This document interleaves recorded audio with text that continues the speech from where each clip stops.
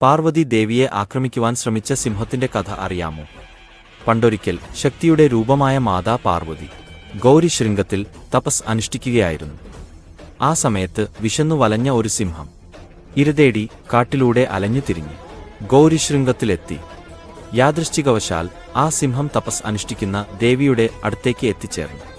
ഒറ്റയ്ക്കും നിസ്സഹായമായി ഇരിക്കുന്നു ഒരു സ്ത്രീയെ കണ്ടപ്പോൾ അതൊരു നല്ല ഇരയാണെന്ന് സിംഹം കരുതി. എന്നാൽ ദേവി തന്റെ തപസ്സിൽ അചഞ്ചലമായി തുടർന്നു. സിംഹം ദേവിക്ക് ചുറ്റും കറങ്ങി നടന്നു, ആക്രമിച്ചു ഭക്ഷിക്കാനായി കാത്തിരുന്നു. ദിവസങ്ങളും മാസങ്ങളും കടന്നുപോയി. ദേവിയുടെ തപസ്സിന്റെ ശക്തി അത്രയധികം വലുതായിരുന്നതുകൊണ്ട് ആ സിംഹത്തിന് ദേവിയുടെ അടുത്തെത്താനോ ആക്രമിക്കാനോ സാധിച്ചിരുന്നില്ല. കാലക്രമേണ ദേവിയുടെ തീവ്രമായ ഭക്തിയും തപസ്സിന്റെ ദിവ്യമായ പ്രകാശവും കണ്ട സിംഹത്തിന് മാറ്റം വന്നു.